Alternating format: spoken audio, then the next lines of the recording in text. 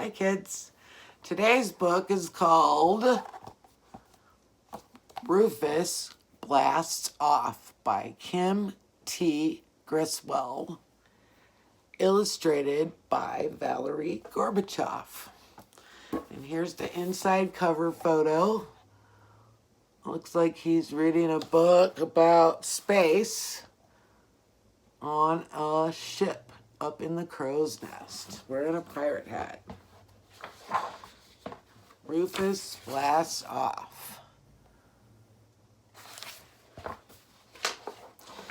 Rufus Leroy Williams III,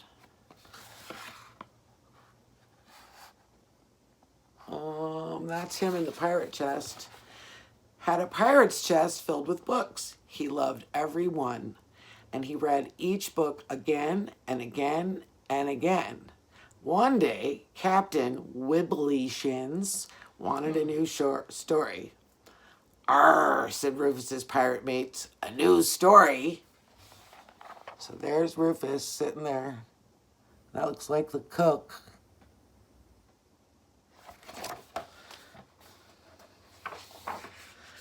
That night, Rufus climbed to the crow's nest. He watched the moon surf the waves. He watched the stars wheel around the moon. He watched a red planet float far, far above Earth. Rufus knew just what to do. He would blast into space and find new stories. But first, he needed a spaceship. Rufus stuffed his gear into his backpack. He grabbed his lunchbox and blanket. That's smart. A lunchbox and a blanket. That will come in handy. He has his spyglass there that he's looking at the sky with. Then he hopped into a skiff and rowed to shore. "Good luck, Piglet," shouted Captain Wibbly Shins. And there he goes. You can see the cannons on the ship and the sail and their flag. Jolly Roger. He's in his skiff. Rufus slogged down the beach to the space center. There he is, got his lunchbox, his backpack. He's going to the space center. "My name is Rufus Leroy Williams III, he said, "and I am ready to blast off." "This is the place," said the guard. The guard drove Rufus to the foot of a tall, tall elevator. There he is saying hi. There's a helicopter.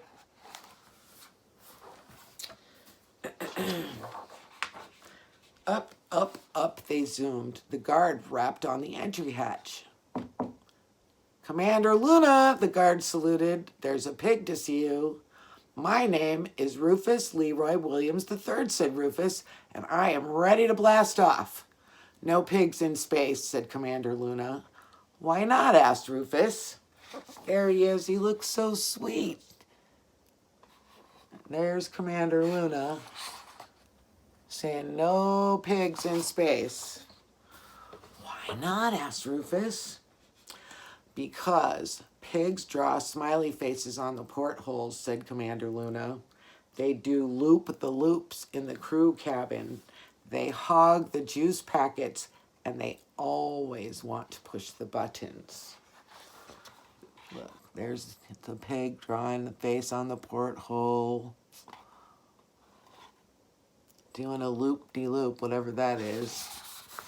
And then over here, it looks like he hogged all the juice packets and he's pushing the buttons. Yep, pushing the buttons.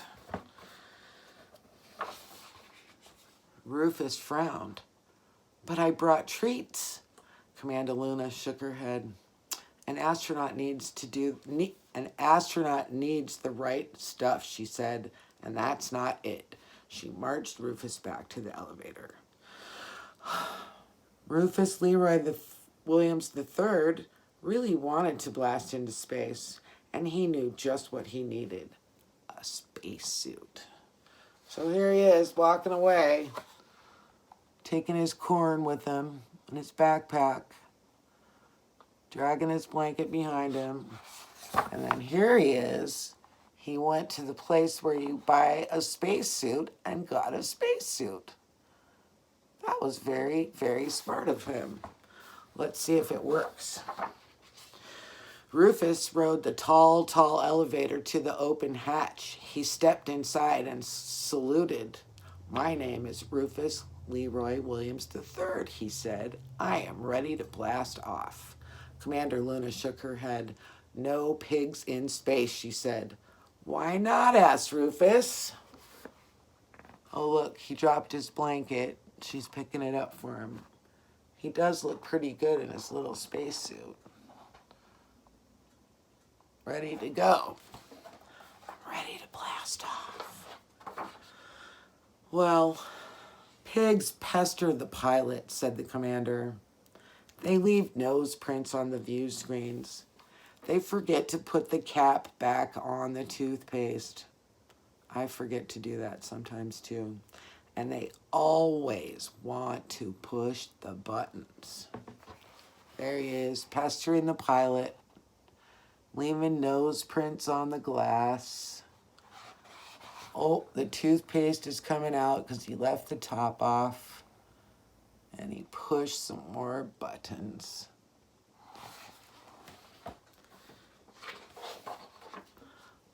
But I have a spacesuit," said Rufus. "Still not the right stuff," said the commander. And she showed Rufus to the elevator. Off he goes, back into the elevator. Rufus Leroy Williams III really, really wanted to blast into space, and he knew just what he needed.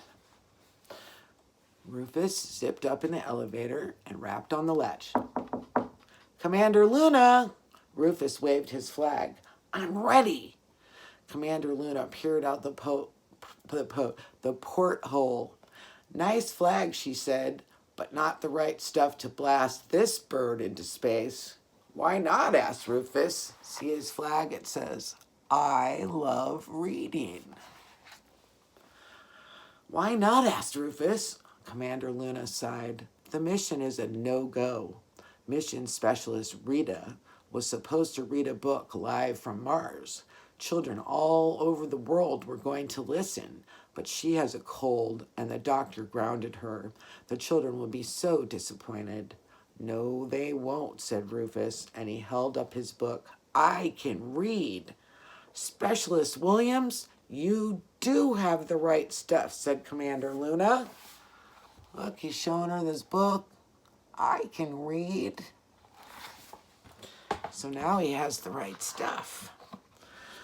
"Welcome aboard, but be careful not to push any."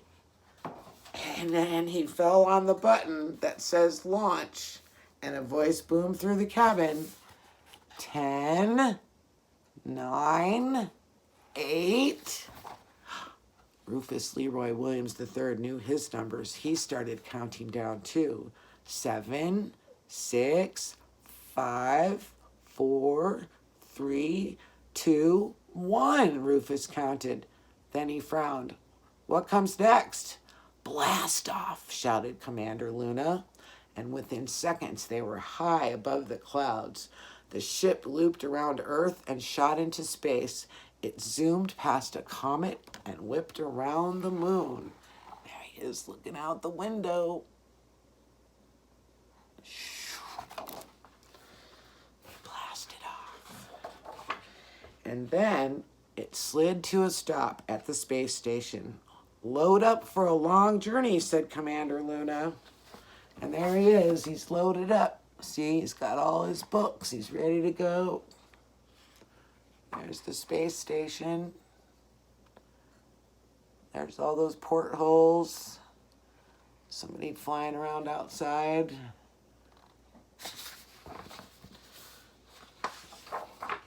When the ship was loaded, Commander Luna winked at Rufus. "Go ahead, Specialist Williams," she said. "Push the button." The ship sailed through the starry deep. It was a long, long ride. "Are we there yet?" Rufus asked the pilot. "Patience, Piglet," said the pilot. There he is out in space. Are we there yet? Rufus asked the science officer. Getting closer, said the science officer. Are we there yet? Rufus asked Commander Luna. Nap time first, she said, and we'll be on Mars before you know it. Rufus knew about nap time. He grabbed his blanket and a favorite book and snuggled in for a snooze. And he snoozed for all those months. August, September, October, November, December, January, February, March. March. That was last month. When Rufus Leroy Williams III woke up, Mars filled the porthole. We're there, he said. See, you can see they landed because the landing feet are down. Rufus bounced down the steps. He did a back flip, a front flip, and a triple twist with a perfect landing. See, there he goes. The perfect landing. Rufus Leroy Williams III loved the red planet. He loved windsurfing. He loved six-wheeling. See, he used his flag to make a sail to windsurf, and he's six-wheeling because there's 6 wheels instead of 4. He loved earth gazing, but Rufus loved reading most of all. So he's got his telescope, his little spyglass out to see Earth now. And there he is reading.